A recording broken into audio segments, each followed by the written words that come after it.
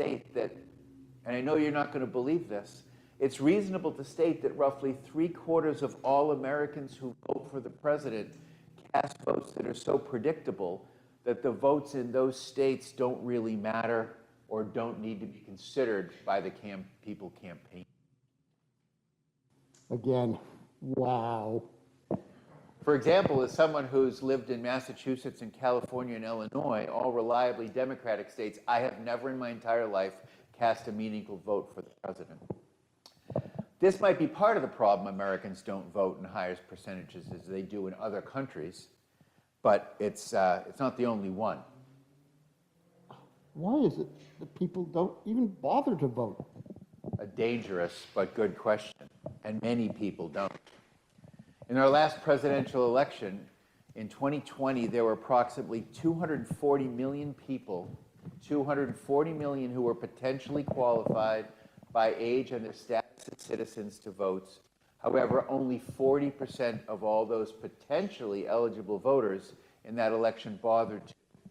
That number is pretty consistent. Predictably even, 66% or 2/3 of the actual registered voters, only 2/3 vote, means that in addition to the unregistered voters who can't vote, roughly 80 million eligible voters who are registered don't choose to cast a ballot. Crazy, right? Yes. Yeah. Politics is both a measurable and a subtle game. In regards to voting, like I mentioned, age and race and geography, level of education all matter, and they're measured. This is part of why things get a little odd. For example, in the last presidential election, 56% of all white voters voted for Republican candidates, or a red candidate, as you have identified, while about 80% of people who are African American or black, and 60% of Hispanics voted for the blue team. Slightly less than 2/3 of all white men voted for Republican, and increasingly in the last few elections, the greater number of those who have less education, those white men, vote Republican as well. All these trends are relatively stable, but because of the Electoral College system and because of slight twists and turns, there can be surprises. That's why there's surprises. Nobody 40 years ago, for example, would have been able to predict the degree to which working-class white men would be allied with the Republican Party, at least in the last 2 elections. Okay, I think I got it. So American elections are quite predictable along geographic and demographic lines, but not perfectly so. Exactly. Well said. There are also a whole group of Americans who either frequently change their minds or are unpredictable in terms of how they came out to vote. These groups are called undecided or swing voters, and this relatively group of voters, the most fickle of them all, are the very important ones. Yes. I believe we've found many pictures of these so-called swingers on your internet. Whoa. Maybe, but careful, that might be a different group of people. Nonetheless, in terms of elections, not undressed swingers, but undecided swing voters are what matter. Undecided swing voters matter because such a vast majority of Americans, and even more importantly, the states, vote so reliably that many places people can be ignored. Given that this is the case, a candidate's capacity, and I want you to follow me on this because it's odd, a candidate's capacity to attract swing voters who are among the most moderate and often the most fickle of all voters. At the same time, that candidate can excite their base, which is almost the most radicalized of the group, is the key to winning elections. That sounds like almost an impossible task. I'm glad you said that, and you're right. For any candidate, a party apparatus to support them, exciting the voters that most agree with them without turning off the others is an incredibly challenging goal. Here's what gets even crazier. If one limits one's consideration to those unpredictable swing voters who are generally disenfranchised or moderates, and then again focuses only on those groups in the swing states where the states aren't pre-decided as to where they go, it's hard to resist the conclusion that practically only a very small number of Americans really matter in determining our nation's signature leader. I must say, that's almost as unbelievable as us being here. Maybe more. If you've not lived with all this for some time, like our other audience today, our group here, it does take a minute to grasp all this. See, they kind of get this. And although it makes no sense, it's really an important part of why we've had such dramatic shifts in our candidates and the ideology. Elected are elected because of small voting shifts in particular parts of America. Simply in America, the subtle shifts in how moderate swing voters vote and who comes out to vote have outsized impacts. For example, in our last election, because of the impact of the electoral college system I spoke about, if just less than 22,000 votes spread perfectly across 3 swing states went to Trump rather than Biden, we would have elected a different president. Very interesting. Quite irrational, but it is interesting. And that's a little of how our elections work. However, let's get back to the question of how we elected Barack Obama and then Donald Trump. Statistics show that somewhere between 7 million and 9 million Americans switched their voting for Barack Obama in 2012 or to Trump in 2016. Although Hillary Clinton won the popular vote in that election, because of the Electoral College system, only 40,000 votes in that election spread across a few states made the difference. Given this, in regards to your question, is it fair to say that those voters who had voted for Obama, but in the next election switched to vote for Trump in his race against Hillary Clinton, were among the key reasons that she lost? In a large study that surveyed 64,000 of these voters who switched parties, the analysts were surprised to discover that there was no measurable impact in terms of where they economically sat. The economy in regards to people didn't seem to be that important. Essentially, in this extensive study, it was revealed that between 2012 and 2016, what seemed to be the deciding reason many of the white voters who would elect a mixed-race black man, as their president, had developed in that time racially conservative, anti-immigrant, and even xenophobic attitudes in a relatively short time frame. I must say, that seems almost impossible. I agree, and it was for many others too.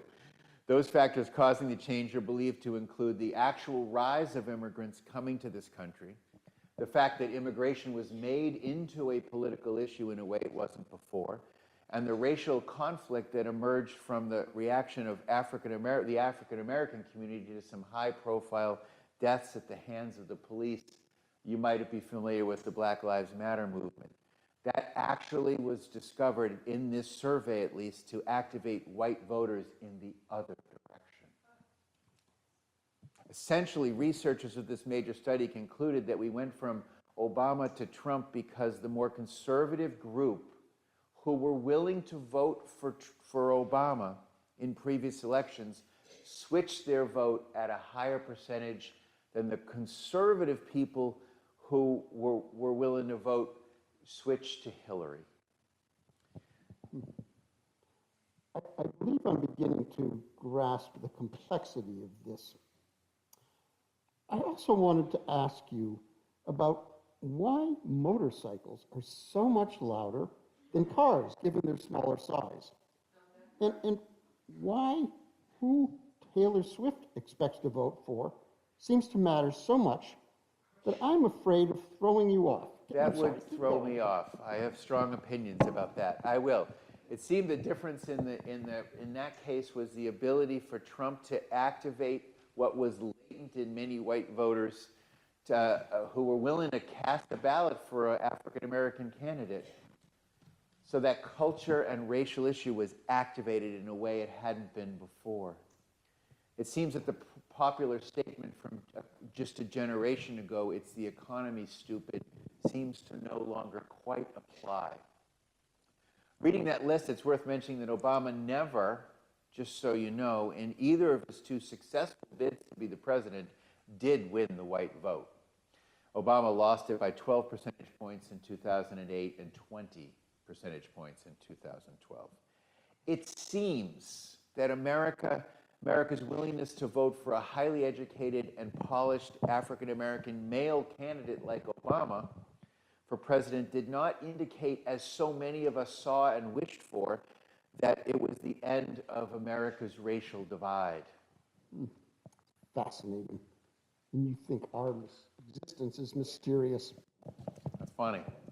Equally interesting and potentially important is how we got here.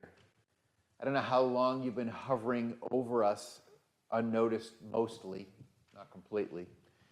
But I will tell you right now, we have a few interesting things that make this moment in time unique.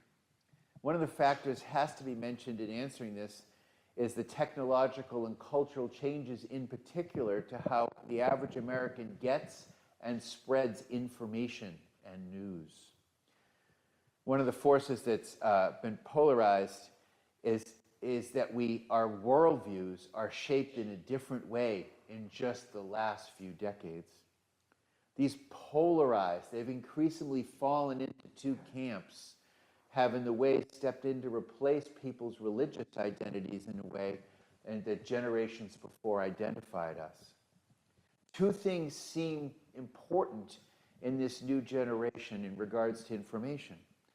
First, there's never been a moment in our time when the diversity of voices that are present in the scheme have access to spreading their messages before.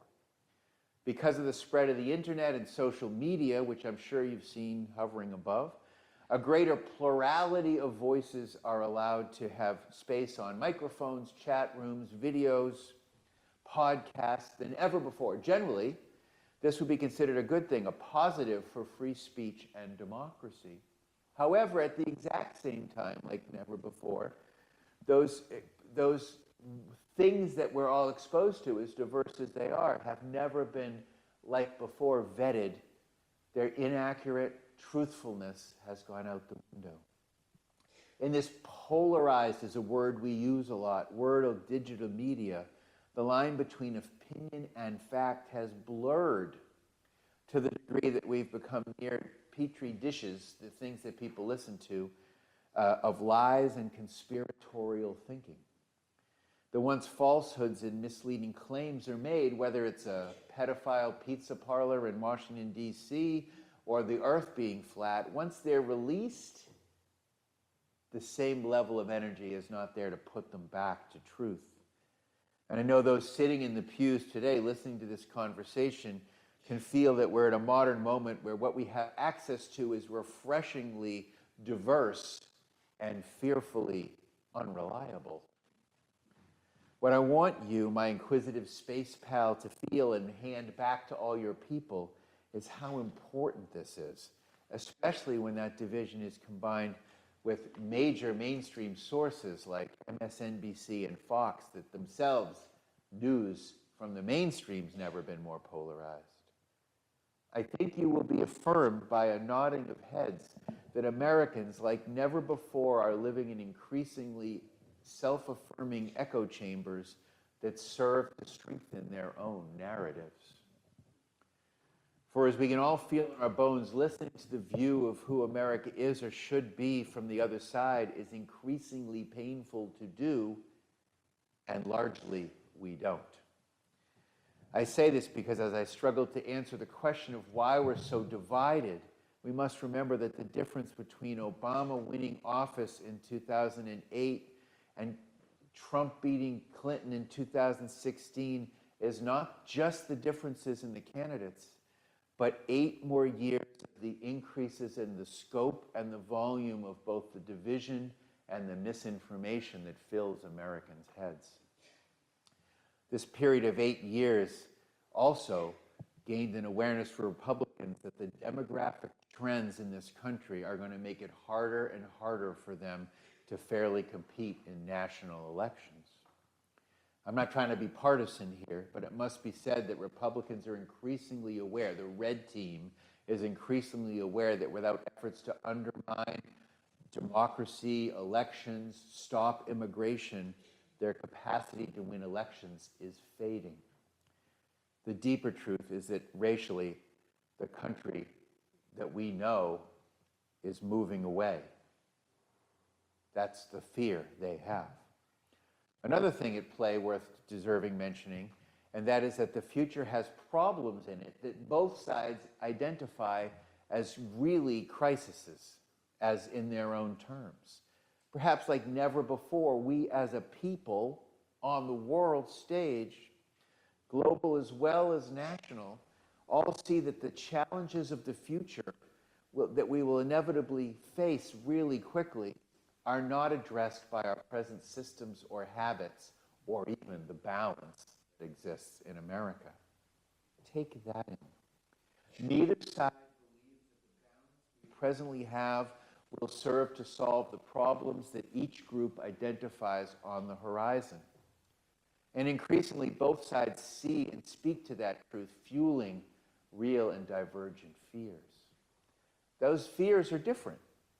Whether that angst about the future, as it is for many Republicans, particularly men, it's the continued decline in their power in their gender, the racial and cultural power white people have always had in America as the country grows less white and less rural. And on the left, the blue team holds up the very realistic fear that we're among the last moments available to avert the real impact of climate change that comes with it all the changes in our culture.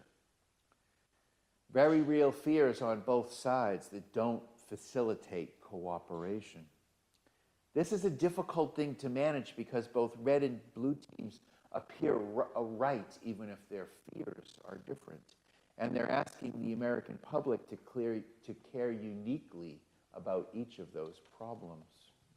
Perhaps even more than we would like to admit, or more than is healthy to, we're torn up by the question of what America is or even should be. Race and the cultural identity issues of what it means to be an American, who should allow to become one, and whether we have a role in saving the world or just ourselves remain important motivators on both sides of that. And those issues, frankly, cut right through the heart of Americans. And that seems to matter in the elections, from your original question. We as a nation continue to be confused and pulled apart about whose voice deserves hearing. We're unclear if America, for example, was founded more in a desire for religious freedom or founded to be a Christian nation. Are we a more nation under God, or are we a nation freed from bowing to the gods we don't believe in? We're unclear about how much voice anyone who's not a capitalist or a heterosexual or wants to compromise gun rights should have. And we're torn up about whether and what degree being the land famous for opportunity means that our Judeo-Christian values that call us to care for one another are liberated by capitalism and the market economy or not. Essentially, we're unclear about a lot. To what degree do we have freedom to care about each other? There are fault lines all over. And they're being exaggerated by those media things we talked about before. Although nearly all Americans have come to peace that non-white people should be capable of becoming citizens, many Americans are less secure as to whether minorities should be allowed to let their cultures help define our country or not. I don't know what your alien politics are like. I suspect it takes a lot of cooperation to fly across the universe to visit us. But here it does not seemingly require a desire to cooperate to be an American. I believe I'm starting to understand that you Americans elect very different leaders because you're not much in alignment in what you want. I think you're absolutely right. Stepping back helps me, has helped me realize that. We're an enigma, not only to you, but to ourselves. Even when we agree on something, and most Americans agree that freedom is important, almost all of us do, our commitment to freedom, and what we think freedom is for, is different. One view of freedom is that Americans should have the right to choose who they're attracted to and love, what gender they identify with, and that a woman should have the right and freedom to do what she wants and control her own body. However, the others hear a siren song of freedom, the red team, that grants people the right to own guns, pay little taxes to the collective, and the freedom of states to make decisions about things like abortion and pollution and tax rates. For better or worse, the freedom not to compromise one's perspective and wishes seems to be, it would be funny if it wasn't so damn threatening, seems to be the one thing that we can agree on in our collective life as Americans together. It seems like Americans are committed to having their own freedom, not that of others. Yes.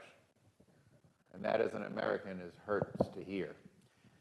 As I reflect on your great question and struggle to provide a concise answer, it might be fair to say that America and Americans, more than being viewed as a union, might better be understood, as much as it hurts to say it, as an ongoing shifting experiment in whether we're more cooperative or competitive, more individualistic or more communal. My wide-eyed big friend, we vote in very different leaders back to back because we're increasingly clear about who we are. We're increasingly clear about who we are as individuals. We've never been clearer before, and increasingly clear about what our parties are all about.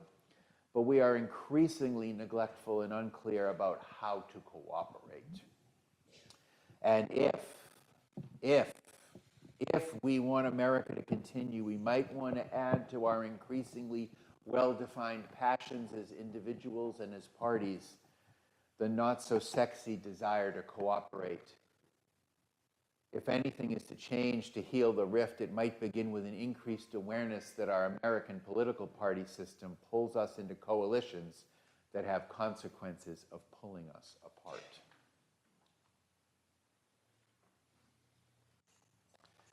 While Republicans speak of individual opportunity and Democrats speak of collective responsibility, and something that could be described as a tolerant togetherness, when faced with the choice, most Americans, in response to either their greatest hopes or their greatest fears or their greatest concerns, pick a side and essentially a party to identify with and root for.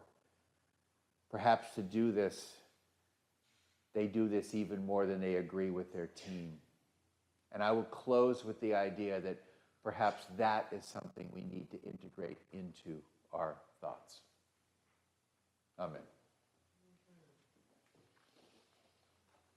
Thank you, my alien friend.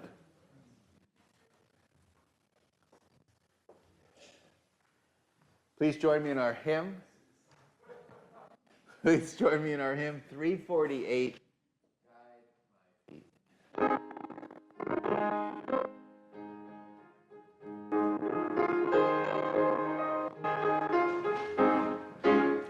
Standing in spirit, if not in body.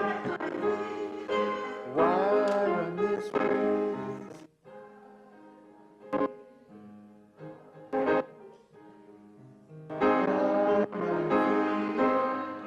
run this race?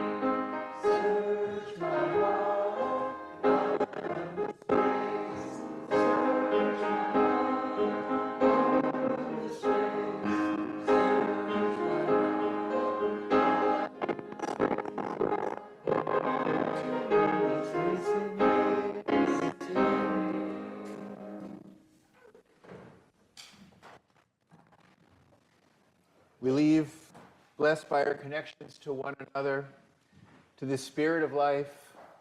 Walk lightly that you see the life that is below your feet. Spread your arms as if you had wings and could dance through the air. Feel the joy of the breath in your lungs and the fire in your heart. Live to love and be a blessing on this earth.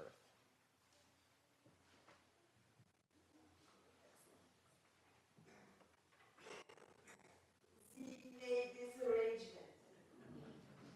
Yes, it's the first step of it. We gotta rehearse.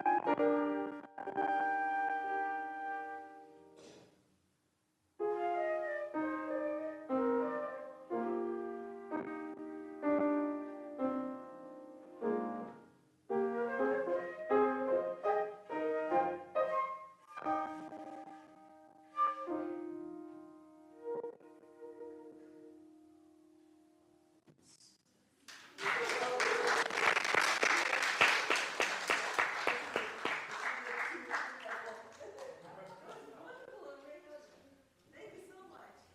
We'll wait for more. Okay. Thank you all for being here.